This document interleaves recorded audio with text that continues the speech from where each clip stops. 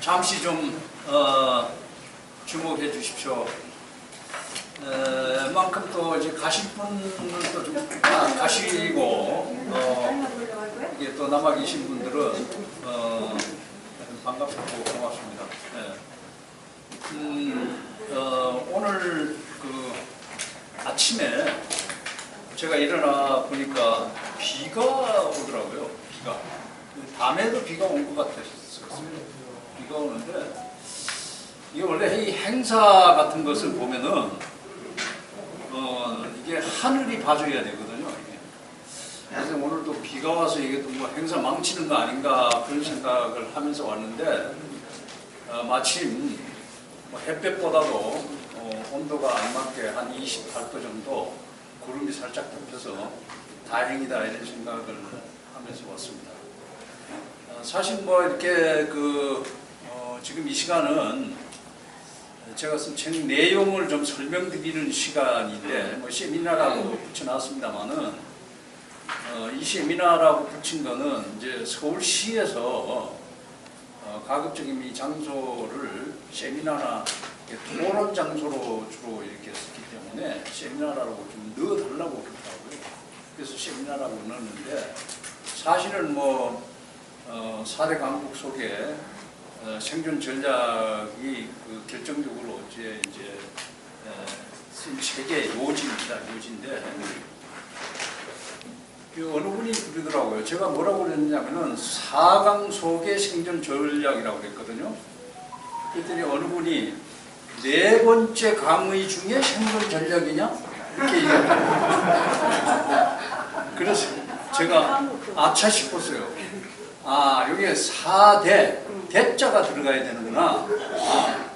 이게 4대 강국. 그래서 그 대자를 넣었습니다.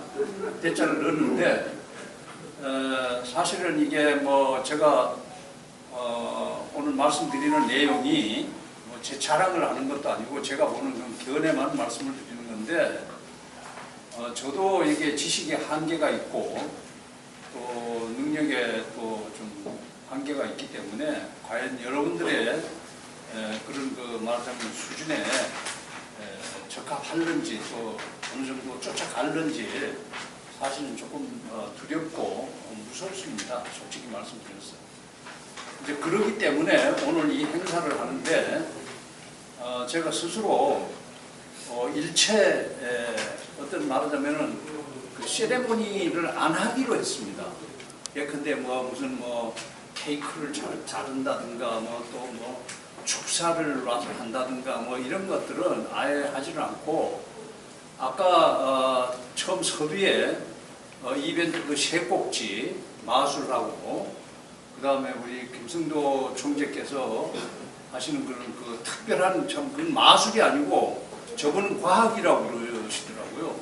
이 과학, 합창단 다 재능 기부를 받았습니다. 사실 재능 기부. 그래서 일체 어떤 행사를 하지 않고 박찬종 변호사님 말씀을 듣고 제가 또 한 40-50분 말씀을 좀 들고 행사를 마치는 걸로 그렇게 하는 걸로 스케줄을 짰습니다.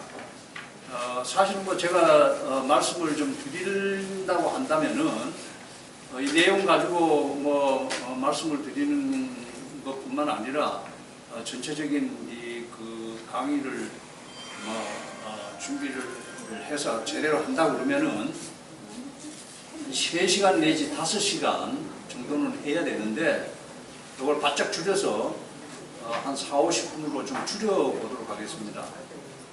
지금 말씀드리는 내용은 책에 있는 내용임과 동시에 제가 그 사이에 이제 공무원 교육원, 과천이나 저기 각 시도에 있는 공무원 교육원에 다니면서 강의했던 내용인데 시간적으로 얘기를 하면은 한 10시간 정도 소요되는 얘기입니다만은 오늘 그냥 줄여서 말씀을 드려보도록 하겠습니다.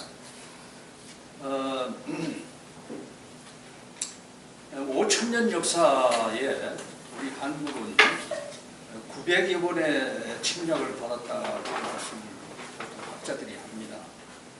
근데 그 내용에 대해서는 과연 900여 번인가 하는 거에 대해서는 확증이 없습니다.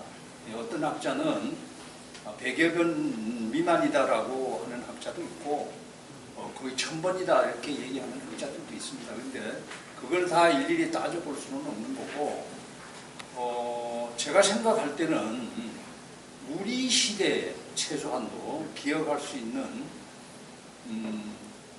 6.25 사변 얘기부터 조금 좀 곁들여 해보겠습니다. 1953년 한국전쟁이 끝났는데요. 지금 만으로 따지면 69년입니다.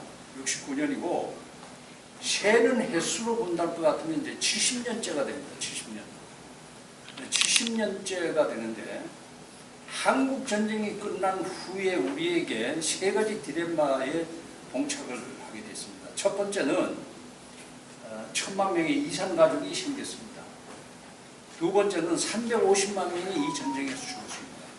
그리고 세 번째는 한국이 그야말로 완전히 초토화돼서 그야말로 먹고 살기 힘든 그런 세상이 바로 1953년 한국 전쟁이 끝난 7월 27일 전쟁이 끝난 시점에 우리에게 닥쳐진 겁니다. 조금 보충 설명드리면요. 1000만 명의 이산 가족. 이건 이 지구상에서 이런 나라가 없습니다. 부모, 형제, 자매, 그리고 가까운 친척들. 이게 얼굴을 보지 못하는 게 문제가 아니고 편지를 써도 들어가지 않는 희한한 나라가 되어버렸습니다. 대한민국이. 이거 다 설명을 드리려면 너무 시간이 가고요. 350만 명, 제가 말씀드리는 요지는 뭐냐면은 1953년 한국전쟁 당시에 대한민국의 인구가 3천만입니다. 북한이 1000만, 남한이 2천만. 지금은 남한이 5천만, 북한이 2,500만에서 7,500만입니다만은 1953년도에 우리 국민 남북한의 국민 숫자는 3천만밖에 안 돼요. 근데 3천만 명 중에서 350만 명이 죽었으니까 이거는 9사람 중에 한 사람이 죽은 거예요. 여기 이렇게 9사람 이렇게 세우면 그 중에 한 분은 없으시죠. 이런 사회 현상이 나타났고요. 세 번째로는 나라가 초토화돼 가지고 먹고 살 수가 없어. 먹고 살 수가 없어. 먹을 게 있어야죠. 입을 게 없어. 입을 게 있어야죠. 잘 곳도 없어. 잘 곳도 어디가 잡니까? 판자촌 하나 얻어 걸리려면요 유능한 가장이라 해야 됩니다. 평범한 비리비리한 가장은 판자촌도 못 구해. 그러니까 비 오는 낙수물 떨어지는 그 남집 처마 밑에서 자식들을 데리고 생활했지 않습니까? 먹을 게 없고 입을 것도 없고 찰 것도 없고 그런 나라가 되어버렸습니다. 그런데 그로부터 한 10여 년 지나서 뭐나 먹을 게 없으니까요. 어떻게 했습니까? 여러분들 뭐 대충 좀 아시는 분은 아실 수 있습니다만은 서독으로 이제 광부로 이제 말하면 인력 송출되어 나갑니다. 광부. 그리고 간호사들도 갔습니다. 그 무렵에. 근데 통계를 보면은 광부로 한 1000여 명, 간호사로 한 2만 명 정도 갔습니다. 근데 이분들이 가서 어떻게 했을까요? 이분들이 가서 정말 고생을 많이 했습니다. 이 광부는 가면은요, 지하 1000m 내지 2000m, 서북에 간 광부들이요, 지하 1000m 내지 2000m 들어갔습니다. 근데 지하 2000m 들어가면은 기본적으로 온도가 64도까지 올라가요. 64도. 이게 온도는 인간에 미친 영향이 대단히 큽니다. 여러분들 여름에요, 우리나라 대구가 제일 이렇게 분지가 돼서 제일 온도가 높은데요. 38도쯤 돼 가면은요, 38도쯤 올라가면은 노인네들은 푹푹 쓰러집니다. 쓰러져 죽어요. 이 1도 올라가는데요, 심장 압박이 엄청나게 크다는 거예요. 심장 압박이. 네. 그런데 38도까지 올라가면은 이미 여러 사람들이 다 죽어. 40도가, 그러니까 다시 말씀드리면은요, 여기 여자분들 많이 계시는데 아기를 낳아가지고 아기가 몸이 아파서 이제 한 살이나 2살쯤 돼 애들이 몸이 아파가 감기 걸리든가 몸이 아파가지고 38도쯤 되면은 빨리 병원에 가야 됩니다. 빨리 병원에. 왜 빨리 병원에 가야 되냐면은 그 온도가 조금은 39도, 40도쯤 되면 어떤 현상이라면 애가 어느 순간에 팍 쓰러져 버려요. 팍 쓰러지면 어떻게 됩니까? 소아마비가 와요. 소아마비가 왔다. 이 온도가 엄청나게 이게 중요합니다.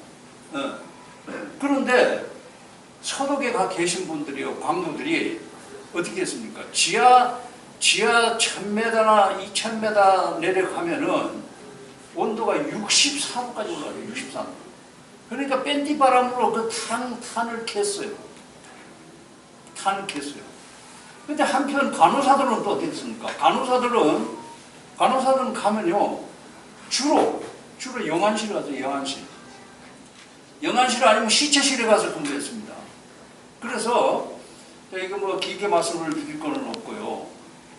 어쨌든 그 서독에 간 그분들이 한 달에 얼마 봉급을 받았냐면은 110불을 받았어요. 110불 평균 110불입니다. 이게 110불이라 하면은요, 이거 어떻게 평가해야 되냐면 여러분들 보세요. 1953년 한국 전쟁이 끝났을 때가 우리나라 국민소득이 67불이었습니다. 67불. 그런데 이분들이 67불이라는 건 연간 소득입니다. 그런데 이분들이 가서 돈 받는 거는 한 달에 110불 정도 받았어요. 한 달에. 그러니까 엄청 큰 거 아닙니까? 이게 국민소득이요. 왜 중요하냐 하면은 국민소득이 1953년도에 우리나라 국민소득이 67불인데 이게 왜 중요하냐면은 사람이 말이죠. 사람이 국민소득을 이렇게 평가합니다. 경제적으로. 사람이 하루에 1달러 가지고 먹고 아침, 점심, 저녁을 먹는다 하더라도 1년이면 몇 달러가 필요합니까? 365불이 필요합니다. 365불이 있어야 아침, 저녁, 점심 하루에 1달러를 쓴다고 한다면은, 그런데 하루에 1달러 쓰면 365불이 필요한데 1953년도에 우리나라 국민소득이 67불이니까 1달러 가지고 일주일을 살았어요. 그때 당시는. 물론 화폐 가치가 지금하고는 조금은 다릅니다만은 일주일을 사는 때입니다. 그런데 광부나 간호사들이 서독에 가서 돈 받은 것이 110불 정도를 받았으니까 이건 대단한 금액입니다. 그래서 서독에 간 그 광부로부터 보내오는 돈으로 시골에서 논 사고, 땅 사고, 집 사고 다 그랬어요. 근데 이제 남편이 빨리 안 돌아오니까 뭐 중간에 바람도 나고 그런 이제 부인도 있었을 거고요. 하여튼 뭐 그랬습니다. 이거 뭐 길게 설명할 내용은 아니고요. 어쨌든 그런 그 말하자면 우리나라 초창기에 60년 한국전쟁 끝나고 60년대 50년대 말 60년대 초에 서독에 가서 정말 눈물을 많이 흘리면서 그분들이 보내온 돈이요 당시 2천만 불 내지 3천만 불이었습니다. 그 당시 2천만 불 내지 3천만 불은요 통계적으로 보면은 우리나라 GDP의 20 내지 30%를 차지했어요. 그 대단한, 그분들이 기초하지 않았으면은 오늘날 대한민국이 없다. 결론은 그렇게 맺어지는 겁니다. 그런데 그것이 끝나면서 바로 어떻게 됐습니까? 바로 월남전이 터졌습니다. 60년대, 70년대 월남전이 터졌습니다. 그 월남전에 가가지고 그야말로 우리나라 여러분 아시다시피 군수 현대화가 이루어졌지 않습니까? 그리고 월남전으로 인해서 엄청난 물량을 주고받으면서 대한민국이 경제 발전할 수 있는 기틀이 마련됐습니다. 이게 이제 비화를 말씀을 드리면은 이게 재미있는 비화도 많고 이제 그런데 시간이 없어서 그냥 통과하겠습니다만은 어쨌든 60, 70년대에 그 월남에 가서요, 베트남에 가서 우리 그 젊은이들이 피를 토해내면서 우리나라 국력에 기여를 했다. 이런 것이 얘기가 주 포인트가 되겠습니다. 그런데 70년대하고 80년대 어떻게 했습니까? 열사의 나라 중동 붐이 일어났죠. 중동 가서 정말 땀을 흘리면서 일해가지고 우리나라가 지금 현재 어떻게 됐습니까? 현재 산업화, 소위 말하는 민주화, 다 이렇게 이룩하고, 그리고 세계화, 지금 이제 정보화 시대에 들어왔다, 이렇게 얘기를 합니다. 그런데 여기서 한 가지 우리가 중요한 것은 뭐냐면은 그 과정을 거치면서 대한민국이 어떻게 성장을 했느냐. 결론부터 말씀을 드리면요. 지금 우리가 이건 제 얘기입니다. 제 얘기인데요. 5강패를 두고 있습니다. 5강패. 여러분 이제 고스톱 하시죠. 고스톱 하는데요. 5강을 딱 들면은 어떻게 됩니까? 5강을 딱 들면 일단 나는 거는 큰 이상이 없어. 근데 중요한 건 뭐냐면 5강 들고 5강 다 하려고 그러면 피박성. 어쨌든 간에 지금 우리가 5강패를 들었어요. 이게 5강이 뭐냐? 첫 번째는요. GDP가 2020년 GDP, 이제 5강패를 제가 먼저 말씀드리면은 첫 번째는 GDP, 그 다음에 두 번째 수출, 그 다음에 세 번째는 우리 외환 보유고, 네 번째 국민소득, 다섯 번째 제조관계. 이거 이제 말씀을 간략하게 드리면은요. 이게 우리가 GDP라는 거는 이게 이제 도메스틱 프로덕트, 도메스틱 프로덕트라고 그러는데, 어떤 국가나 단체나 조직이 일정한 기간 동안, 예컨대 뭐 1년이면 1년 동안에 생산해낸 것을, 그걸 화폐로 바꾼 것을 우리가 GDP라고 합니다.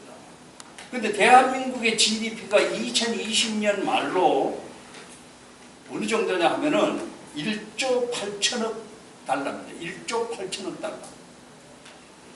이 1조 8천억 달러면 어느 정도냐? 우리나라 환율로 얘기하면은 1대 1000이니까요.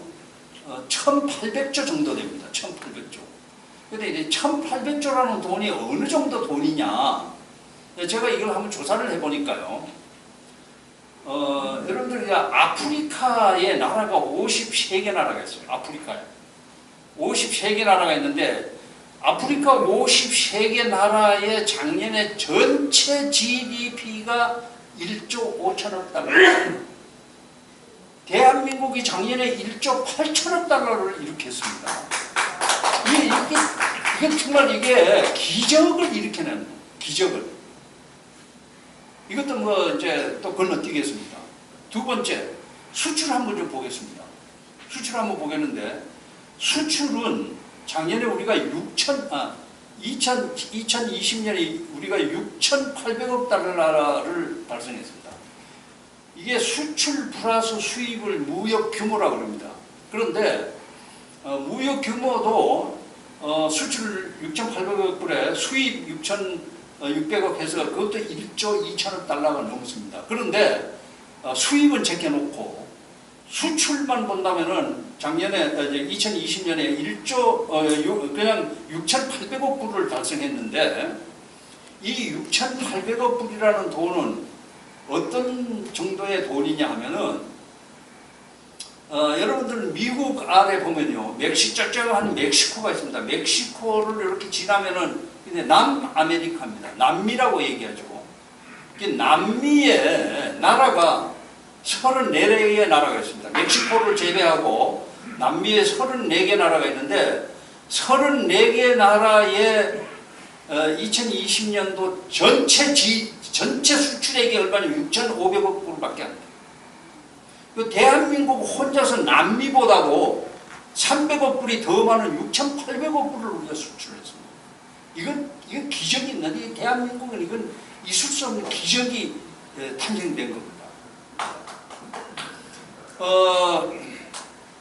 덧붙여서 하나 말씀드리면요, 수출하고 GDP를 보면은, GDP는 2020년에 우리나라가 세계 10위권에 들어섰고요. 그리고 수출은 우리나라가 6위권으로 올랐습니다. 6위. 그래서 수출을 우리가 뭐라고 얘기를 하냐 하면은, 5030에 여섯 번째 가입한 나라라 이렇게 표현하고 있습니다. 5030이라고 하는 얘기는 무슨 얘기냐면은 인구 5천만 명 이상의 나라로서 연간 국민소득이 3만 불이 넘는 나라를 5030의 나라라고 합니다. 그런 나라에 대한민국이 여섯 번째 나라로 등극을 했다. 그런데 국민소득이 우리보다 훨씬 많은 나라가 많습니다. 예를 들면은 대만, 여기 싱가포르, 뭐 네덜란드, 노르웨이, 스위스 뭐 이런 나라, 노르웨이 이런 나라들은요 국민소득이 보통 얼마 정도 되냐면은 5만 불 내지 6만 불 정도 됩니다. 그런데 그런 나라들은요 이스라엘, 스위스, 뭐 싱가포르, 뭐 노르웨이, 뭐 덴마크 이런 나라들은 국민 숫자가 2천만 명 미만이야. 국민이 2천만 명 이상, 그러니까 5천만 명 이상, 5천만 명 이상의 나라로서 국민소득 3만 불 이상을 달성한 나라는 지구상에 6개 나라밖에 없어요. 첫 번째 어디입니까? 미국. 두 번째 영국. 그 다음에 프랑스, 독일, 이태리, 대한민국. 그 여섯 번째밖에 없습니다. 카나다는 국민 수가 G7에 들어가 있습니다. 국민 숫자가 5천만이 안 돼. 이거 빠져요. 그래서 명실공히 대한민국은 세계 10위권의 나라이고 동시에 국민소득으로 따진다면은 세계 6위권의 나라다. 이렇게 말씀을 드릴 수가 있습니다. 이거 다 말씀드리려면 시간이 너무 가니까요. 좀 건너뛰겠습니다. 제가 오늘 말씀드리려고 하는 요지는 뭐냐면은 우리나라가요 그런 과정에서 세계 5대 제조국에 등극이 됐습니다. 이 제조업이라고 하는 게 대단히 중요합니다. 70년, 1953년 한국전쟁이 끝나고 70년 만에 대한민국이 세계 5대 제조국으로 등극됐습니다. 이 5대 제조국으로 등극을 했는데 이 5대 제조국으로 등극한 나라의 모습이 어떤 나라냐, 어떤 산업으로 인해서 세계 5대 강국으로 등극했냐, 이건 몇 가지만 좀 제가 말씀을 드리겠습니다. 제일 첫 번째로는 반도체입니다. 반도체는 보통 세 가지로 나눕니다. 첫 번째가 핸드폰, 두 번째가 가전제품, 세 번째 IT 이렇게 나눕니다. 지금 핸드폰은 어떻습니까? 핸드폰은 세계 시장 점유율 37%입니다. 30%. 세 사람 중에 한 사람은 대한민국 핸드폰을 쓴다. 근데 가전제품은 어떠냐? 가전제품은 뭐냐면 TV, 냉장고, 세탁기, 에어컨 뭐 이런 것들을, 카메라 이런 것들을 이제 가전제품이라고 그러는데, 가전제품은 세계 시장의 48%를 점유하고 있습니다. 지금 대한민국도요. 그 48%라면 어떻게 됐습니까? 한 가정 건너뛰면 한 가정이 대한민국 제품을 쓴다. 제가 2019년도에 터키를 갔었는데, 터키를 가보니까요 상당히 유명한 호텔인데, 들어가면서 제가 깜짝 놀랐습니다. 깜짝 놀란 게 뭐냐면은 그 호텔 방에 있는 TV가 LG TV예요. LG TV. 그리고 소형 냉장고도 한국산이에요. 근데 깜짝 놀랐어요. 뭐 그런 정도로 이렇게 대한민국이 5대 제조국의 징표입니다. 징표. 그 다음 또 하나 말씀드리면은 5대 제조국의 징표 두 번째로는, 이게 뭐 순서는 없습니다만은 바로 조선입니다. 조선. 대한민국은 세계요 조선 시장의 1등 중에 1등 국가입니다. 1등 중에 1등 국가입니다. 왜 1등 중에 1등 국가라고 제가 말씀드리냐면은 지금 대한민국 조선소가요, 대한민국에서 못 만드는 것이 없습니다. 잠수함, 군함, 그 다음에 유조선, 컨테이너선, 이거 못 만들어요. 호화 말하자면 루즈선, 이런 것까지, 크루즈선, 이런 것까지 못 만드는 게 없습니다. 간단한 예를 하나 좀 들면요. 세계에서 제일 큰 배를 2018년도에 현대중공업에서 바다에 태평양에 띄웠습니다. 이 배 길이가 얼마냐 하면은 488m입니다. 488m. 이게 488m라면은 지금 기존에 말하자면은 배로서 가장 큰 배가 얼마 정도 되냐 하면은 미국의 항공모함 엔터프라이즈나 아니면은 뭐 그와 준하는 그런 배들의 길이가 350m 정도 됩니다. 그런데 현대중공업에서 유조선을 488m짜리를 만들어냈으니까 이건 상상을 초월합니다. 이게 488m면 어떻게 되냐면요, 야구장이 4개나 됩니다. 야구장이 4개. 어떻게 야구장이 4개가 되느냐? 여러분들이 야구장에 야구 구경을 가시면요, 타자가 들어가서 홈런을 갈기잖아요. 홈런을 갈기면 이게 홈런 몇 메다 가면 홈런입니까? 홈런을 딱 갈기면은 보통 야구장 그 규모에 따라 조금 차이는 있습니다만은 110m 날아가면 홈런입니다. 110m. 근데 이게 배가 488m니까요. 어떻게 됩니까? 야구장이 4개가 있는 거예요. 4개. 네. 488m가 어느 정도냐? 이걸 거꾸로 한번 세워놔 보세요. 여러분들이 63빌딩이 몇 메다냐면 241m입니다. 63빌딩이. 241m. 남산 높이가 얼마냐면 243m입니다. 그 63빌딩을 지을 당시에 남산보다도 더 높이 지으면 벼락을 맞는다고 그래서 남산보다 2m를 낮춘 게 지금 63빌딩입니다. 근데 그 63빌딩에 배나 되는 배를 만들었으니 이게 대한민국이 이게 보통 나라입니까? 좀 지루합니다. 여기 박수 한번 크게 좀 쳐주세요.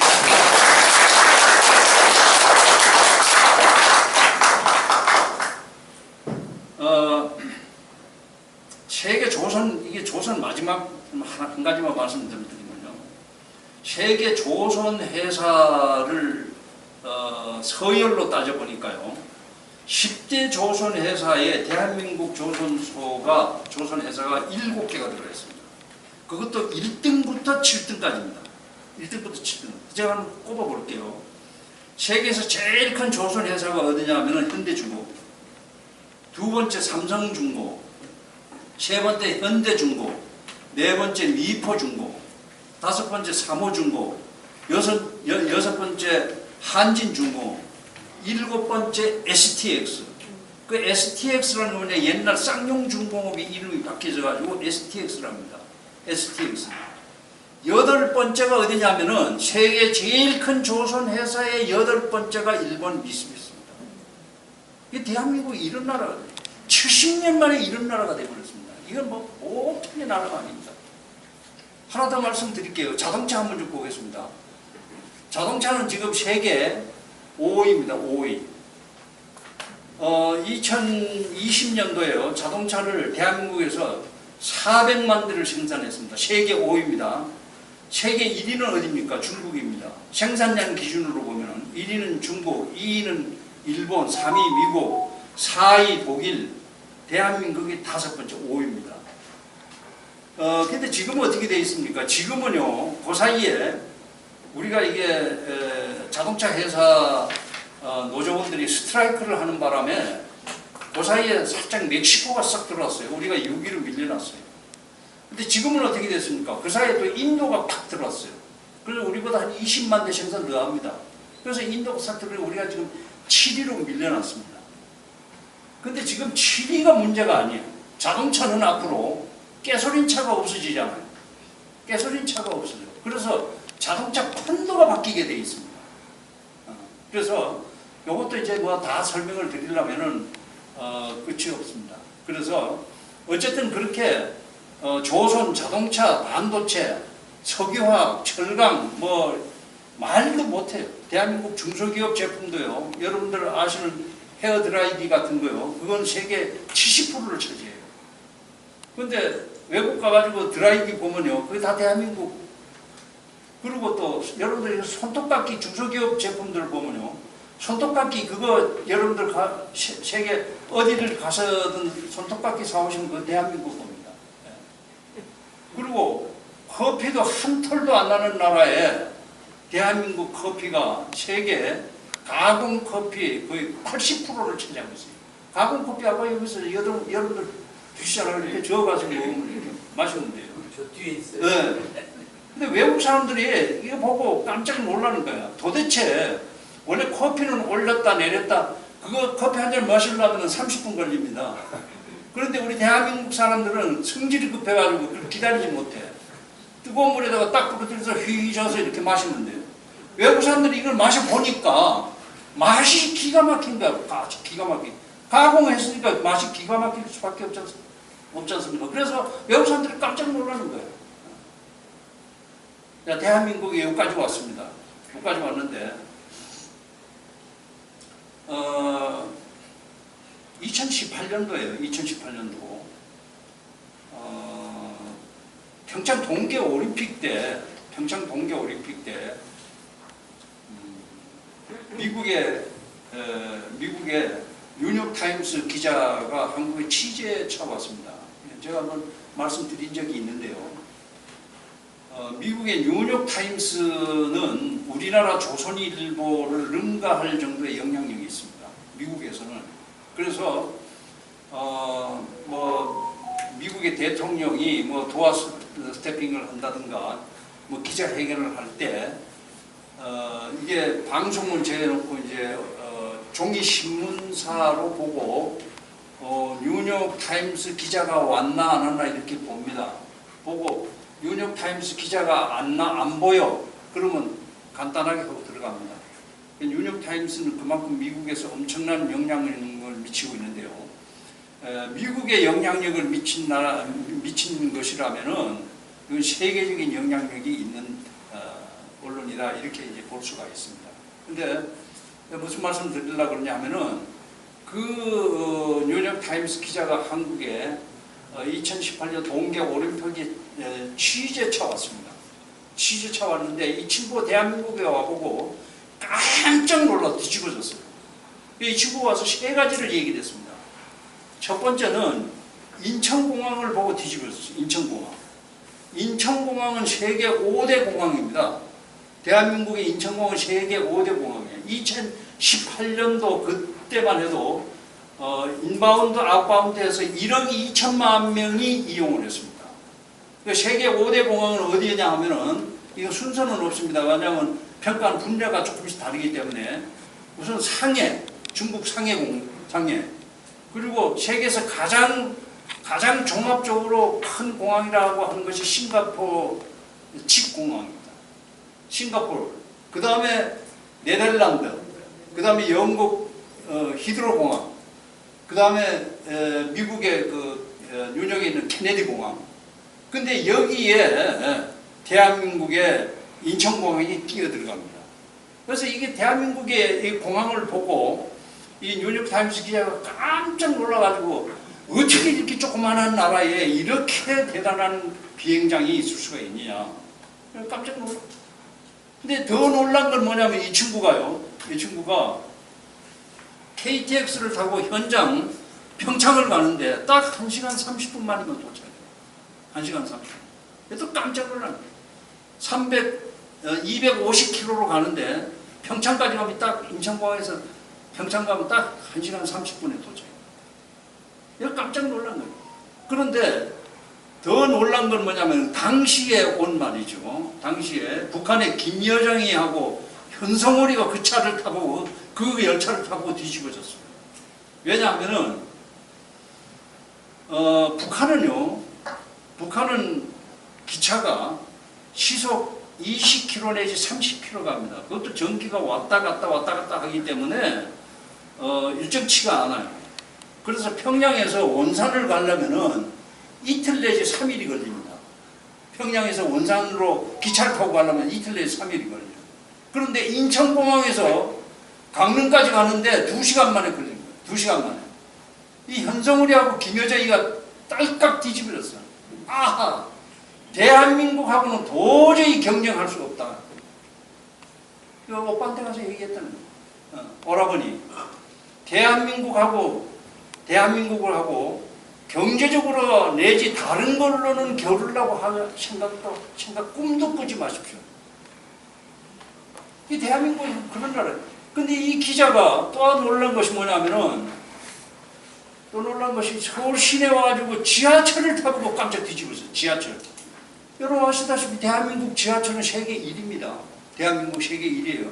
노선도도 1위죠. 1위뿐만 아니라 열차 운행. 그리고 더 놀라는 건 뭐냐면 65세 이상 되는 분들이 그 지하철을 마음대로 공짜로 타고 왔다 갔다 하는 걸 보고 이 기자가 뒤집어졌어요. 다시 말씀드리면은 이 기자가 와서 한국에 와서 첫 번째 놀란 게 뭐냐면 대한민국이 너무나 잘 살더라. 잘 사는 것을 세 가지로 봤는데 첫 번째 공항, 두 번째 KTX, 세 번째 지하철. 근데 이 친구가 진짜 놀란 건 그게 아니고 큰 두 번째로 대한민국이 5,000년 역사에 생존하고 있더라고요. 5,000년 역사를 이겨내면서 생존하고 있더라고요. 5,000년 역사는 얼마나 우리가 전쟁과 내란으로 시달렸습니까? 그러나 이겨내더라. 그 이겨낸 원동력이 뭐냐면 바로 이게 저항입니다. 저항. 그런데 5,000년 역사에 이런 나라가 더 이 친구가 놀란 것이 뭐냐면은 세 번째입니다. 큰 세 번째. 북한이 핵을 가지고 있는데 걱정 고민하는 국민들이 아무도 없더라고요. 걱정 고민하는 국민이 아무도 없더라고요. 이게 다른 나라 같으면요, 인접 국가가 핵을 가지고 있으면요, 난리가 납니다. 나도 보통 난리가 나는 게 아닙니다. 예. 제가 예를 좀 들어보면요, 세계 핵을 가진 나라가 지금 9개 나라가 있습니다. 근데 그 중에 5개 나라는 유엔 안전보장이사회에 공인된 핵을 가진 나라입니다. 그게 미국, 중국, 러시아, 영국, 프랑스 이 5개국은 그 IAEA 그 협약에 의해서 세계 평화를 위해서 유엔에서 공인하는 핵 보유 국가입니다. 근데 이 국가들을 제외하고 핵을 갖고 있는 나라가 4개 나라가 있습니다. 그 첫 번째가 이스라엘입니다. 두 번째 인도, 세 번째 파키스탄, 그 다음에 북한, 네 번째 북한입니다. 이스라엘은 여러분 아시다시피 60년대 초에 벌써 핵을 만들었습니다. 왜냐하면 이스라엘 국민 800만 명은 지금 중동 그 아프리카예요. 21개 이슬람 국가 속에서 독에 청청 지나는 국가입니다. 말하자면은 핵이라도 갖고 있어야 그 이슬람 국가 속에서 견뎌내지. 핵마저도 없으면은 그거 못 견뎌냅니다. 그래서 이것은 유엔이나 미국이 눈을 감아준 거예요. 눈을 감아준 거예요. 그 60년대 초부터 핵을 갖고 있어요. 두 번째 인도가 핵을 갖고 있는데 인도는 언제 핵을 가졌냐? 1964년도에 핵을 가졌습니다. 1964년도에 핵을 가졌는데 왜 핵을 가졌느냐? 아니 이게 중국하고 인도하고 노상 찌그럭찌그럭 하면서 근데 60년대 초에 이미 여러분 아시다시피 중국이 핵을 갖고 있으니까 인도가 였다 우리도 핵을 만들어보자 해서 1964년에 핵을 개발했습니다. 그래서 인도는 핵을 갖고 있고요. 이것도 유엔이 어쩔 방법이 없어. 그 다음에 또 하나 나라 파키스탄은 1974년도에 핵을 만들었습니다. 그런데 이게 파키스탄은 재미있는 것이요. 파키스탄은 중국하고 국경선이 4,800km가 됩니다. 4,800km. 그러니까 그 4,800km 국경선에서 매일 총소리가 나는 거야. 여기서 나지 않으면 여기서 나고 여기서 나는 매일 쿵닥쿵닥 하고 매일 총소리가 나. 그런데 파키스탄에 보니까 1974년에 인도가 핵을 개발한다. 그러니까 이게 파키스탄이 이제 완전히 기가 질렸어요. 기가 질려가지고 이거 우리가 안 되겠다. 어떻게 하면 되겠느냐. 그래서 파키스탄도 핵을 개발했어요. 1974년에 개발했어요. 인도보다 10년 후에 핵을 개발했습니다. 그런데 재미있는 건 뭐냐면은 인도하고 파키스탄이 서로 핵을 갖고 있으면서 4,800km의 전 국경선의 총소리가 딱 멎어집니다. 이게 핵에는 핵이다. 핵은 한 방이에요. 근데 한 방짜리를 서로 갖고 있으니까 이걸 어떻게 해볼 재간이 없는 거예요. 그러니까 인도, 파키스탄 지금은요 조용해. 총소리 안 납니다. 그 인도하고 파키스탄하고 그 국경선이 제가 아까 4,800km라고 그랬지 않습니까? 4,800km면 여러분들 감이 안 잡히시죠? 백두산에서요 압록강을 쭉 버텨서 서해 그 단동까지 오면 그 압록강 길이가 얼마냐면은 780km입니다. 약 800km야. 근데 인도하고 파키스탄이 압록강 백두산 백두산에서 그 단동까지 그 압록강 길이에 6배나 되는 그 국경선을 가진 그 나라들이 두 나라가 핵 개발하면서 총소리가 딱 멎었다. 이거 대단히 중요한 걸 우리한테 암시합니다. 자, 그럼 한번 좀 돌이켜 보십시다. 대한민국이 북한 핵을 갖고 있잖아요. 대한민국이 북한 핵에 대항하려면 어떻게 해야 되겠습니까? 여러분 어떻게 해야 되겠습니까? 핵을 만들어야 되겠습니까? 제가 답을 3가지를 제시해 드리겠습니다. 방법이 3가지가 있어요. 첫 번째는 뭐냐면은 지금과 같이 지나는 겁니다. 지금과 같이 지나는 건 뭐냐면은 이거요 굴종입니다. 굴종. 무릎을 딱 꿇고 쌀 달라면 쌀 갖다 주고 비료 갖다 달라면 비료 갖다 주고 의약품 달라면 의약품 주고 돈 갖다 달라면 돈 갖다 주고 딱 굴종하는 거예요. 지금같이 굴종하면서 북한의 핵에 굴종하면서 지나가는 겁니다. 이게요 김정은이 핵 절대 포기 안 합니다. 죽었다 깨도 포기 안 합니다. 김정은이는요 북한은 오로지 딱 하나 핵밖에 없어. 핵밖에 없는데 그걸 어떻게 포기하겠습니까? 그러니까요 지금 북한의 핵에 대응할 수 있는 우리의 방법이라는 건 뭐냐면은 우리의 생존 전략은 딱 하나밖에 없어. 지금같이 굴종하는 길밖에 없어요. 근데 만약에 굴종하지 않는다면은 조금 전에 어느 분이 말씀드렸습니다만은 우리가 핵을 개발하는 길밖에 없어요. 핵을 개발. 자, 핵을 개발한다고 여러분 한번 생각해 보십시다. 핵을 개발하려면 할 수 있느냐? 대한민국은요 얼마든지 할 수 있습니다. 대한민국은요 3가지 부분에서 세계 1등 국가입니다. 제일 첫 번째 뭐냐면은 원자력 운영 기술 세계 1등입니다. 원자력 운영 기술. 그 다음에 두 번째는 뭐냐면은 원자력 기술의 인력. 원자력 기술의 인력을 확보하고 있는 세계 1등 국가입니다. 그 다음에 세 번째는 뭐냐면은 원자력을 만들 수 있는 원료 플루토늄을 우리가 갖고 있는 게 세계에서 제일 많이 갖고 있습니다. 그게 뭐냐면 바로 제철이라는 이름으로 여러분들 울진 가보면요, 울진 원자력 발전소 가보면은 그 지하에요 제철이 물량이 말도 못하게 쌓여 있습니다. 이게 처치곤란. 그런데 원자탄을 만들려면 그 제철이에서 바로 핵물질을 만들 수가 있어요. 추출하면 돼요. 순식간에 수출이 돼. 예. 그러니까 원자탄을 만든다고 하면은 수사탄이든 원자탄이든 만든다고 한다면은 세계에서 제일 많이 만들 수 있는 나라가 대한민국입니다. 제일 많이 만들 수 있는 나라가 대한민국. 자, 그러니까요 우리가 어떻게 되겠습니까? 볼 것 없이 우리가 핵만 만들면 돼. 그런데 지금 우리가 핵을 만들 수 있겠습니까? 만들 수가 없어요. 왜 없겠습니까? 미국이나 유엔이 인정하지 않습니다. 인정할 수 없는 이유가 대한민국에서 핵을 만드는 걸 인정해버리면요 이 핵 도미노 현상이 일어나서 일본, 대만, 이란, 이라크, 남아공 다 핵 만들어요. 그러니까 이게 미국에서 유엔에서 이걸 인정할 수가 없어요. 북한에 김정은이를 왜 저렇게 구박을 하겠습니까? 저걸 가만히 놔두면은 다른 나라도 침투가 돼가지고 핵을 만들 가능성이 있기 때문에 더더욱이 핵을 억제하고 있는 거 아니겠습니까? 네, 그렇습니다. 그러면 우리가 핵을 못 갖잖아요. 핵을 못 갖잖아요. 그래서 제 나름대로 바로 오늘 여러분들한테 말씀드리려고 하는 포인트가 되겠습니다만은 세 번째 방법.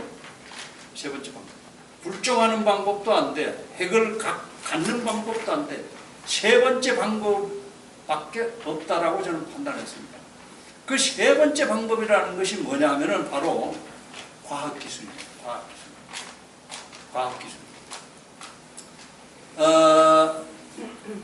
제가 과학기술을 이렇게 말씀을 드리니까 좀 외람되긴 합니다. 왜냐하면 제가 과학도가 아닙니다. 과학도가 아니기 때문에 과학기술에 대해서 제가 아는 바가 한계에 있습니다. 한계. 그러나 저명한 분들이 쓴 책을 읽어보면서 종합적으로 이렇게 평가를 해보니까 특히 엘빈 토필러 같은 교수가 쓴 제3의 물결 등등 책을 이렇게 종합적으로 보고 연구를 해보니까 이런 가능성도 있구나 하는 것을 제가 터득하게 됐습니다. 그래서 그것을 간략하게 오늘 말씀을 드리는 걸로 해서 시간도 있어서 제가 강의를 마치도록 하겠습니다. 이 지금 과학기술은요, 과학기술은 우리가 세 가지로 보통 크게 대별을 할 수가 있을 것 같습니다. 세 가지로. 그 첫 번째가 뭐냐 하면은 4차 산업혁명 시대에 들어온 과학입니다. 이거 이제 조금 보충 설명을 좀 드리면요. 4차 산업혁명이라는 말을 많이 하고 있는데 그 뭐를 보고 4차 산업혁명이라고 하냐? 이 4차 산업혁명에 5가지가 있습니다. 5가지. 제일 첫 번째가 뭐냐면은 AI입니다. AI. 인공지능. 여러분 인공지능 아시죠? 인공지능은요,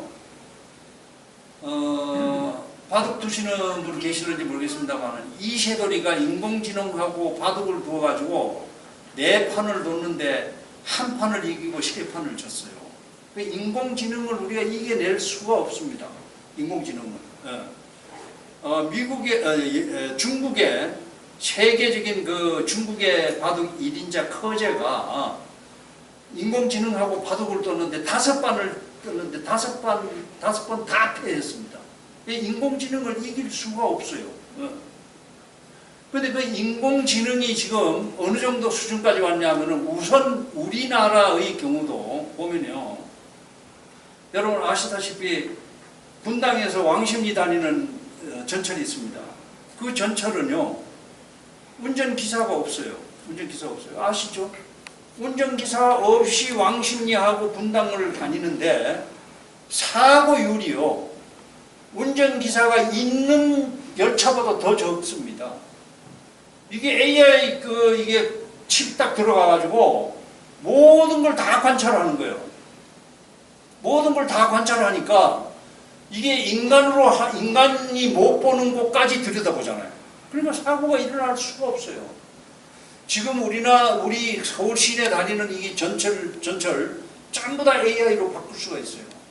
근데 이 AI로 다 바꿔버리면 어떻게 될까요? 대량 실업 사태가 발생합니다. 대량 실업 사태. 노조원들, 그러니까 다 해고가 돼요. 다 해고.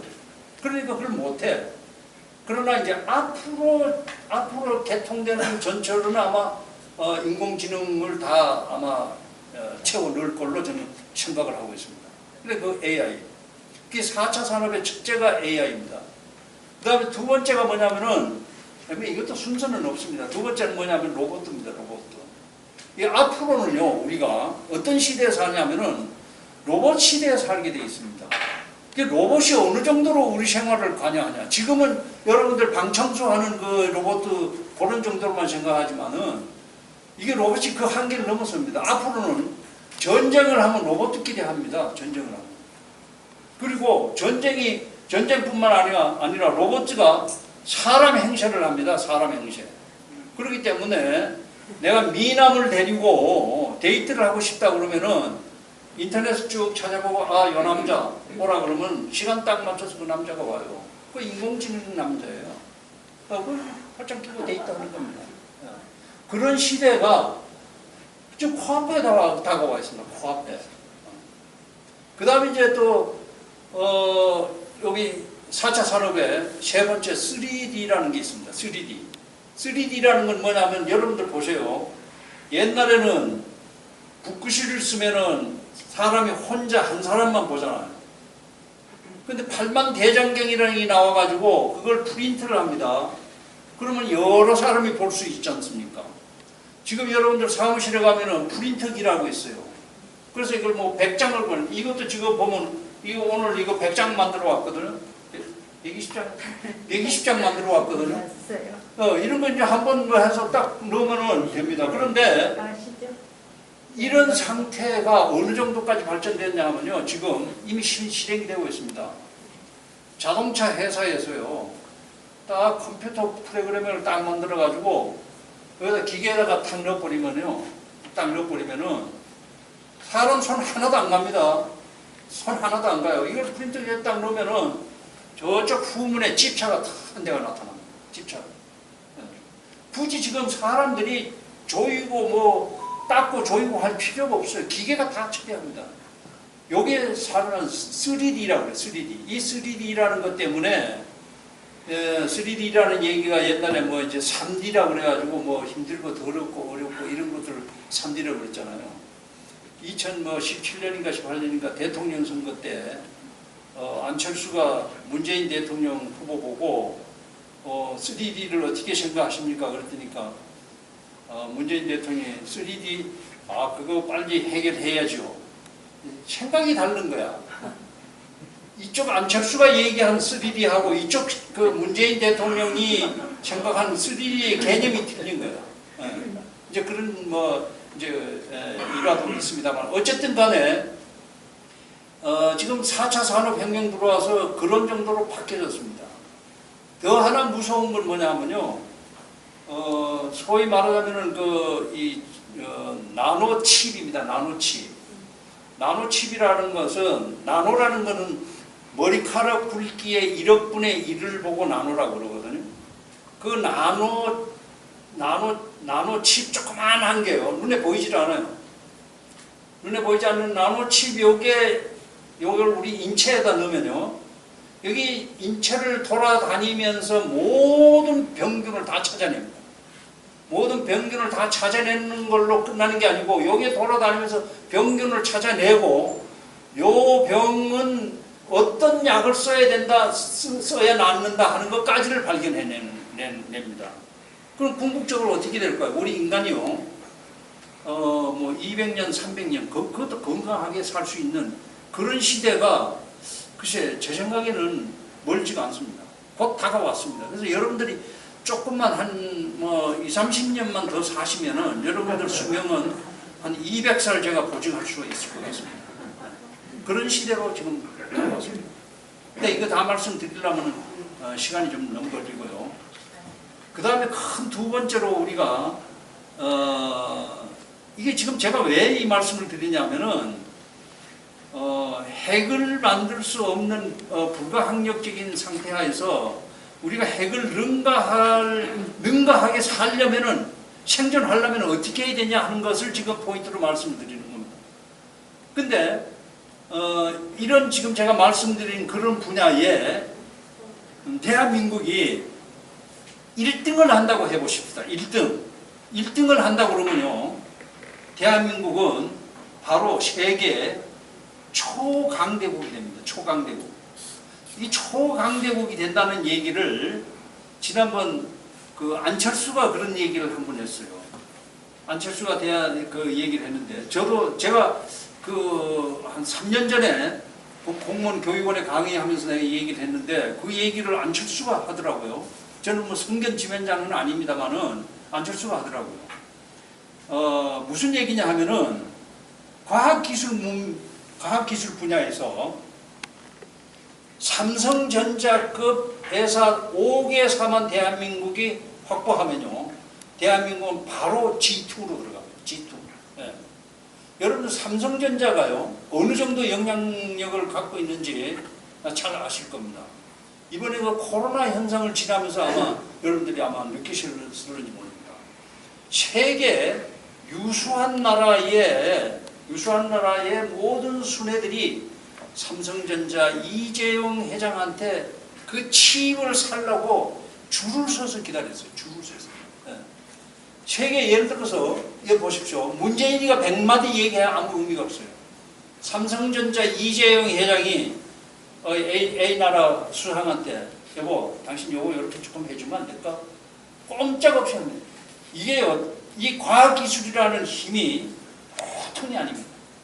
그래서 삼성전자급 회사를 5개만 우리가 확보하더라도 대한민국은 세계 G2로 한 방에 올라선다. 핵이 문제가 아니다. 이제 그걸 지금 제가 강조하려고 하는 겁니다. 그래서 아까 먼저 말씀드린 첫 번째가 뭐냐면은 첫 번째가 바로 반도체 그리고 이 AI 이쪽으로 세계 1등 국가가 1등 기업이 나타나기를 바라는 겁니다. 그 다음에 이제 큰 두 번째가 뭐냐면은 큰 두 번째 항공 우주 산업입니다. 이 항공 우주 산업에 대한민국이 세계 1등 국가가 된다 그러면은 그 또한 세계 G2가 될 수 있다. 저는 그렇게 보고 있습니다. 근데 항공 우주 산업은 보통 우리가 그 세 가지로 나눠봅니다. 항공 우주 산업을 제일 첫 번째 항공 우주 산업을 꼽으라 그러면 뭘 꼽냐면은 인공위성을 꼽습니다. 인공위성. 인공위성 지난번 루리호 올라갔지 않습니까?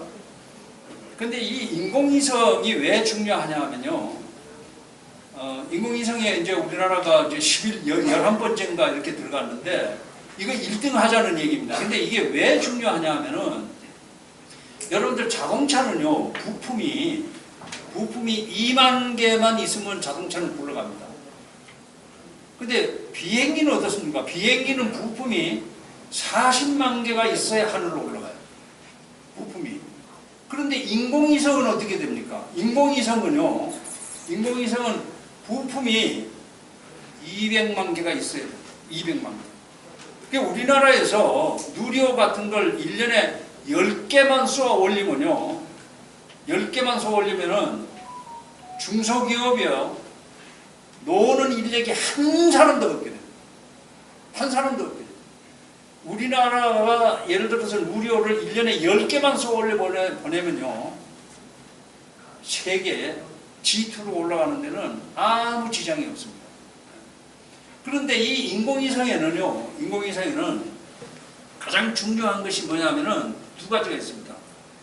하나는 배터리입니다. 배터리. 우리가 지금 개발 못한 것이 뭐냐면 전기를 저장하지 못해요. 전기를 지금까지 저장한 것이 겨우 핸드폰에 이게 배터리 정도로밖에 안 됐습니다. 그런데 이것을 배터리를 더 확장시켜서 겨우 지금 자동차까지 갔습니다. 그런데 앞으로는 어떻게 될까요? 앞으로는 배터리가요, 핵을 대신하는 대체 산업입니다. 대체 산업. 여러분들 보시면 잠수함 같은 거 있죠. 잠수함 핵으로 다니지 않습니까? 핵 잠수함. 디젤 잠수함은 아예 그런 의미가 없습니다. 왜냐하면 지상의 구축함이 그 소리를 다 듣고 꼼짝 마라 하고 어뢰를 투하하니까요. 그런데 이게 그 핵잠수함은 소리가 안 나지 않습니까? 스크류만 돌아가지. 그런데 이 핵잠수함에 근무하다 한 6개월 근무하다가 돌아 나오면은 반드시 몸에 이상이 생긴답니다. 이건 뭐 군사 비밀이기 때문에 제가 정확한 근거를 가지고 제시하지 않고 말씀드리기 좀 예람됩니다만은 어쨌든 좀 이상하다. 그러면은 그 핵을 대신할 수 있는 게 뭐냐? 이 배터리밖에 없어요. 전기. 그래서 전기 자동차하고 잠수함 앞으로는 이게 배터리가 어떻게 됩니까? 이게 항공모함까지 이게 연결됩니다. 그리고 수만 킬로를 가는 수십만 킬로 수십 년 광선으로 가는 그 인공위성 달나라 정도가 아니고 천왕성, 명왕성까지 가는 그 인공위성 가는데 이게 배터리가 없으면 갈 수가 없어요. 그래서 이게 배터리가 앞으로 엄청난 게 국가 발전에 큰 동력 요인이 됩니다. 좀 두서없는 것 같습니다만 배터리는요 세계에서 대한민국 1등입니다. 세계에서 대한민국 1등이에요. 여러분들이 이제 그 반도체 칩이 삼성전자가 세계에서 1등인 것처럼 배터리 제조 회사는 테슬라보다도 앞서가는 나라가 대한민국입니다. 이 대한민국의 LG에서요 미국의 아이오와의 주에다가 이 배터리 회사를 만들었어요. 배터리 회사를 만들었는데 이 세계 1등 기업입니다. 1등 기업인데 이것을 잘못하면은 한국에다 만들면요 딱 김정은이의 표적이 된다 해서 미국에다가 갖다 세웠다 이런 얘기가 있습니다. 설이 있습니다. 뭐 제가 확인한 건 아니고요. 어쨌든 간에 이런 분야에 1등 국가가 됐을 때만이 핵을 능가한다 하는 걸 말씀드리고, 세 번째로는 바로 생명공학입니다. 생명공학에 대한민국이 1등 국가가 됐을 때만이 핵을 능가할 수 있는, 핵을 제압할 수 있는 나라가 된다. 이 생명공학에는 두 가지가 있습니다. 하나는 뭐냐면 DNA 조종입니다. 이 DNA 조종은 염색체를 조종하는 거예요. 그래서 이 인간이 염색체를 조사해 보면요, 이 사람은 몇 살 때 어디에 무슨 병이 발생한다 하는 게 다 염기 서열이 다 정해져 있다고 그럽니다. 과학자들 얘기하면 다 정해져 있대요. 정해져 있기 때문에 우리가 그냥 막연히 생각할 때는 어디가 아프면 그 부분만 도려내면 될 것 같지만은 근본적인 치유책은 되지가 못해. 근본적인 치유책을 가지려면 어떻게 해야 되냐? DNA 조종 작업으로 들어가야 된다. DNA 조종이 되면은 아까 제가 말씀드린 대로 200년, 300년 인간이 살 수 있다. 결론은 이제 그렇게 맺어지는 겁니다. 그런 것을 개발한 나라, 그런 것을 개발한 기업, 그런 기업을 갖고 있는 나라를 어떤 나라가 관찰하겠습니까? 어떤 나라도 관찰할 수가 없어. 그렇기 때문에 G2가 되는 거예요. G1은 생각하고 싶지가 않아요. G1을 힘이 너무 붙이는 거예요. 너무 붙이니까 G2가 제일 좋은 거예요. 최정상보다도 차상위가 제일 좋다 하는 그런 뜻으로 제가 말씀을 드리는데, 어쨌든 간에 말하자면은 DNA 조종으로 인간이 살아갈 수 있는 그런 좋은 말하자면은 기업을 우리가 빨리 만들어야 되겠다 하는 겁니다. 그 다음에 생명공학에서 두 번째로 우리가 필요로 하는 것은 뭐냐면은 제약입니다. 제약. 지금은요 우리가 지금 못 고치는 병이 참 많습니다. 예를 들면은 뭐 루게릭병이라든지 암이라든지 뭐 에이즈라든지 이런 거 걸리면 그냥 그대로 이제 죽음 아닙니까? 그런데 이런 것들에 대한 병 원균을 우리가 참지도 못하고 있어요. 근데 이번에 코로나만 해도 그렇습니다. 코로나만 해도 코로나에 걸리지 않는 예방도 지금 우리는 아주 호적거리잖아요.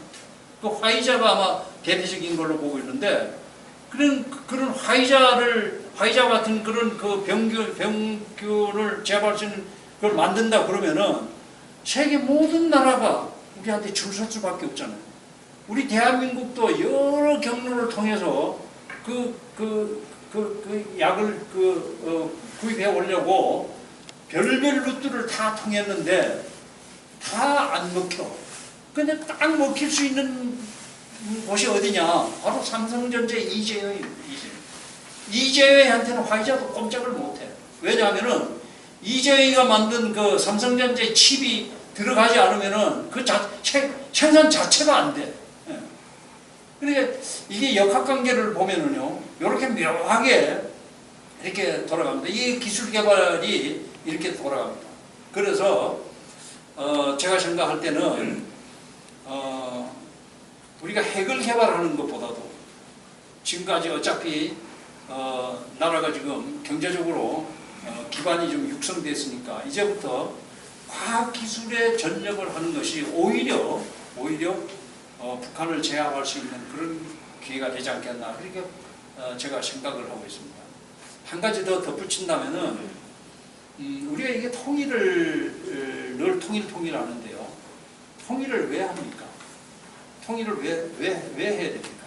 통일을 해야 할 이유를 제 나름대로 세 가지로 압축해서 말씀을 드릴 수가 있겠습니다. 첫 번째 통일을 해야 할 이유는 뭐냐면은 바로 생존 전략입니다. 아니 우리가 살아야 되는데 남북이 이렇게 갈려 있고 북한이 핵을 갖고 있으니까 어떻게 합니까? 이 생존 문제가 걸려 있어. 그래서 그나마 통일이라도 좀 해야 돼. 그래야 이게 생존에 덜 위험을 받고 있어. 그 다음에 통일한 다음에 어떻게 해야 됩니까? 통일한 다음에는 바로 우리 잃어버린 땅을 되찾아야 돼. 근데 우리 잃어버린 땅이 어디입니까? 바로 고구려 발해 영국입니다. 발해 영역. 옛날 그 고구려 땅 그게 중국 만주에 있지 않습니까? 간도, 북간도, 서간도, 동간도. 그 간도는 그 전부 우리 땅입니다. 고구려 땅입니다. 우리 땅이에요, 그게. 그리고 발해 땅은 어디까지 갔습니까? 발해 땅은 러시아 연해주까지 갔습니다. 그 연해주 있는 그거 땅 전부 다 우리 대한민국 땅입니다. 예. 우선 통일을 하고 그리고 우리 잃어버린 옛 땅을 좀 되찾아야 그래야 대한민국이 그래도 에헴하고 좀 큰 소리를 칠 수 있지. 지금 이렇게 남북이 갈려가지고는 아무리 큰 소리를 쳐도 먹혀 들어가지가 않아요. 그래서 제가 통일을 해야 할 이유를 가장 먼저 설명드리는 건 뭐냐면은 바로 생존인데 그 생존은 통일을 하고 그리고 잊어버린 우리 땅을 좀 되찾자 하는 것이 이제 통일의 첫 번째 목적이다 이렇게 보고 있고요. 두 번째 우리가 통일을 해야 할 이유가 있습니다. 그것은 뭐냐면은 북한 주민의 인권입니다. 북한 주민 인권. 북한 주민의 인권은요 세계에서 최악의 인권 국가입니다. 그래서 북한 주민의 목숨은 파리 목숨입니다. 파리 목숨. 그건 뭐 파리 목숨 이상이에요. 지금 북한에 여러분 아시다시피 그 요독 수용소를 정치범 수용소 있지 않습니까? 그 정치범 수용소에 수십만 명이 지금 공유되어 있어요. 그 탈북자들 증언에 의하면은 그 요독 수용소에 한번 들어가면은 죽어서 시체가 돼서 나오기 전에는 살아서는 못 나온다는 거예요. 살아서는 못 나와요. 하루 두 끼, 한 끼 강냉이 죽을 먹는데 피골이 상접해서 지가 죽는 날까지 그걸 계속해야 돼. 그래서 북한 주민을 우리가 살리는 의미에서 2,500만 북한 주민, 그 주민의 인권을 위해서도 난 뭐 아까 박찬종 그 변호사님 말씀하셨기 때문에 지난번에 북한의 그 청년 어부들 그건 난 말하고 싶지가 않습니다. 그건 참 비극 중에 비극인데 그런 인권이 어디가 있겠습니까? 난 지금 안대를 가리고 재갈을 물리고 그리고 인민군을 보고 그 자리에서 털썩 주저앉았다는 그 기사를 보고 저도 제 심장도 털썩 주저앉았어요. 사실 이런 나라가 되어서는 안 되죠. 그런데 어쨌든 간에 북한 인권을 위해서 우리가 통일을 해야 된다. 근데 북한 인권을 위해서는 그럼 북한 주민만 인권이냐? 아니, 또 있어요. 플러스 뭐냐면은 북한이 싫다고 북한에서 먹고 살기 힘들어서 어떻게 했습니까? 북한을 탈출한 주민들이 있습니다. 북한을 탈출한 사람들. 그 북한을 탈출해서 이 정치적인 걸 떠나서요. 먹고 살기 힘드니까 북한을 떠나는 거예요. 북한을 떠나서 한국으로 오겠다고 한 수십만 명의 북한 주민이 지금 중국, 동남아 일대에 수십만 명이 있습니다. 이 사람들은요 무국적자입니다. 무국적자. 잡히면 그냥 북한으로 가는 거예요. 그래 잡히면 북한으로 가. 북한 가면 어떻게 돼요? 그대로 총살이 그대로 총살. 수십만 명. 그런데 이분들은 너무 집에 어디 뭐 이렇게 잠자다가도요, 문고리 소리만 들거닥 해도 깜짝 놀라서 일어난답니다. 여러분들 혹시 아시는지 모르겠습니다. 오늘 온다고 그랬는데 아마 조금 다른 일이 있으면 못 온 것 같은데, 김은광이라고 탈북자가 있어요. 이 친구 얘기는 가깝습니다. 그래서 이 친구 얘기를 들어보면은 지금 이 동남아 일대에 수십만 명의 그 탈북자들 가운데 특히 여기 여성분들이 계셔서 제가 말씀드리기가 좀 곤란합니다만은 내 몸이 아니라는 거예요. 너 지금 공안에 일러 바칠 거야. 그러면은 모든 걸 다 제공하고라도 제발 좀 살려주십시오. 이거. 왜 이 사람들은 무국적자에다가 모든 것이 다 그러니까 그 목숨이 내게 아니야. 내게 아니야. 이런 그 인권이 또 있습니다. 그래서 우리가 이게 통일을 하지 않으면은 그 인권을 어떻게 해볼 재간이 없어요. 통일되기 전에는 그분들에 대한 인권 해결책을 찾을 수가 없다 이 말이죠.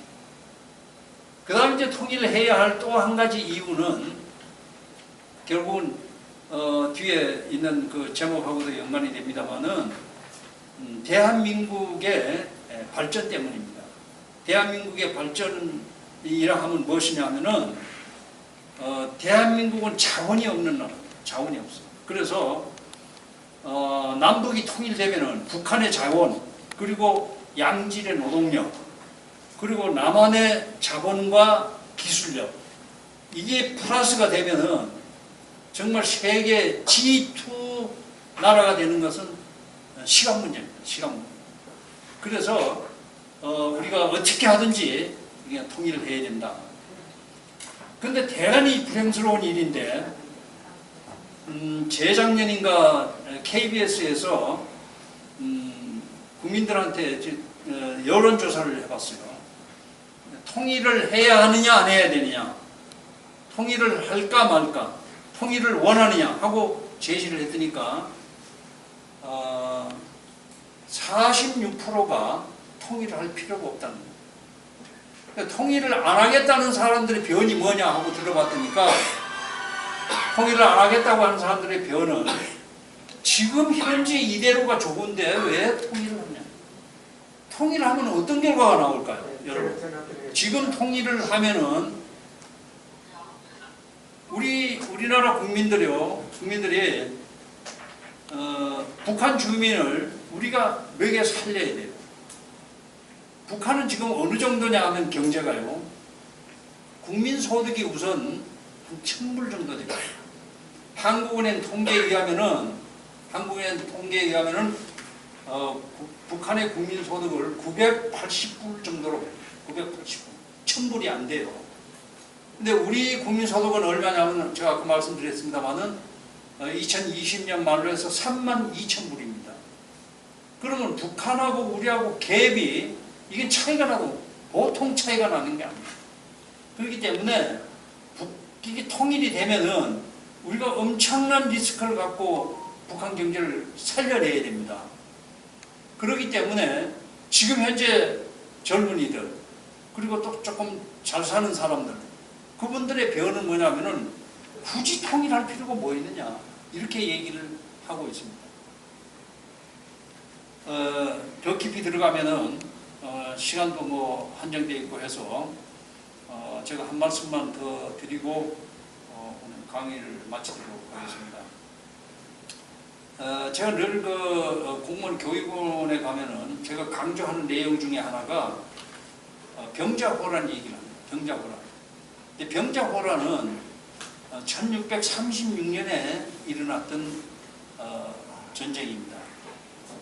청나라가 일시에 압록강을 넘어서 1년간 주둔했었습니다. 1년간. 청나라가 우리나라에 주둔한 1년 동안 온 나라가 쑥대밭이 됐습니다. 말할 것도 없어요. 임진왜란은 7년이지만 그 얘기 여러분들 더 잘 아시니까 말할 것도 없고요. 청나라 1년 동안 온 나라가 쑥대밭이 됐고 방화 그리고 겁탄 이런 것들은 말할 것도 없어요. 근데 더 비참한 것은 뭐냐면은 이 친구들이 1년 있다 가는데 그냥 홀홀단신 갔겠습니까?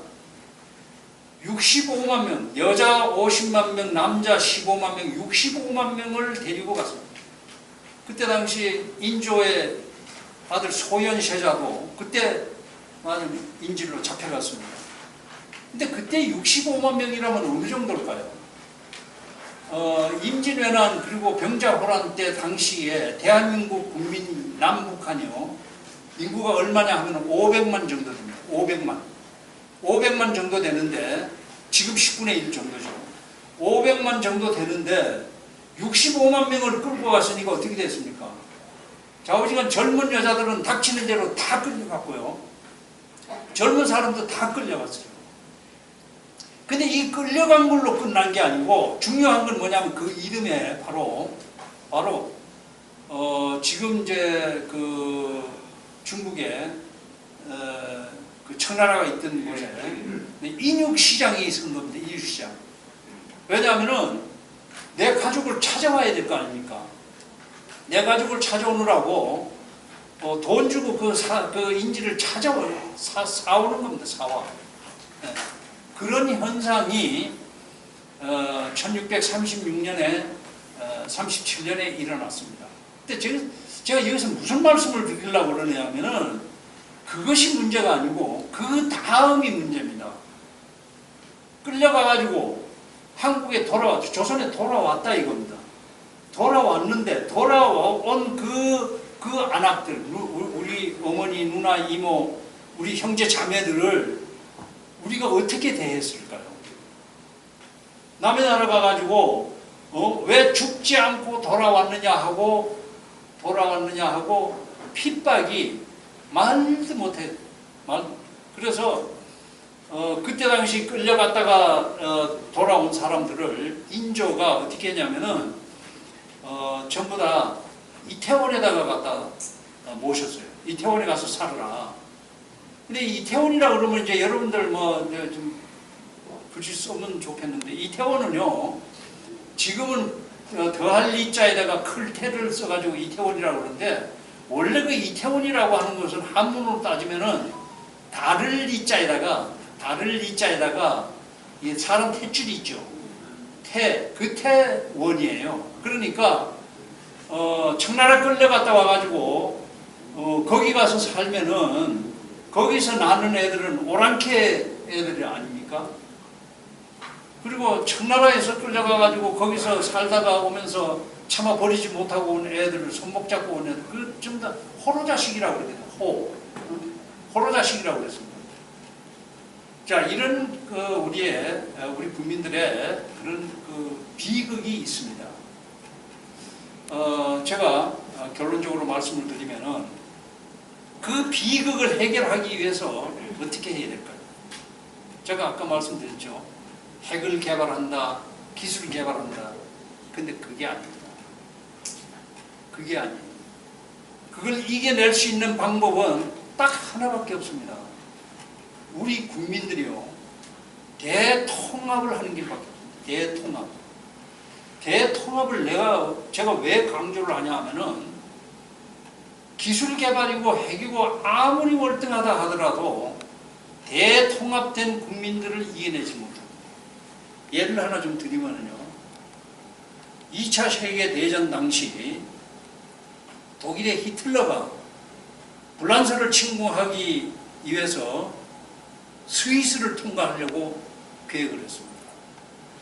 그때 당시 군마가 스위스를 통과해서 불란서를 가면은 3일이면 갈 수 있습니다. 3일이면. 지금은 독일에서 불란서 가려면 몇 시간만이면 갈 수 있어요. 그런데 그때 당시는 2차 세계대전 당시만 해도 그 군마가 불란서 파리로 가려면 3일이 걸렸습니다. 그런데 스위스를 통과하지 않으면 어떻게 되냐? 오스트라리아로 돌아서 가야 됩니다. 이렇게 돌아서 가면은 얼마나 시간이 걸릴까요? 일주일 내지 열흘 걸립니다. 그래 일주일 내지 열흘 동안에 군사가 벌써 이동했다 그러면 불란사가 준비 안 하고 가만히 있겠습니까? 그게 이제 불가능한 일이야. 그렇기 때문에 오로지 승리를 하려면은 스위스를 통과하는 길밖에 없어요. 스위스를. 그래서 스위스에다가 선전포고를 했어요. 히틀러가. 이거 좀 실화입니다. 제가 실화를 말씀드립니다. 선전포고했어. 스위스. 이 히틀러가 얘기한 거예요. 스위스. 내가 지금 불란사를 좀 침공하러 가려고 그러는데 길을 좀 내놔. 그러니까 스위스 국민들이 알았다. 우리 회의 좀 해보겠다. 그래서 스위스 국민들이 회의를 했어요. 전부 회의를 해서 결론을 딱 맺었습니다. 뭐라고 맺었을까요? 독일이 히틀러한테 딱 역선전포고를 했어요. 히틀러, 너희들이 스위스를 통과하라. 불란사를 침공하기 위해서 스위스를 통과하라. 그런데 단 히틀러 군대가 스위스 땅을 한 발자국이라도 밟으면은 불란사를 가기 전에 스위스에서 아마 히틀러 군대가 떼죽음을 당할 것이다. 그거 각오하고 가려면 가라. 그러고는 스위스 국민들이 전부 총을 들고 산악지대로 갔습니다.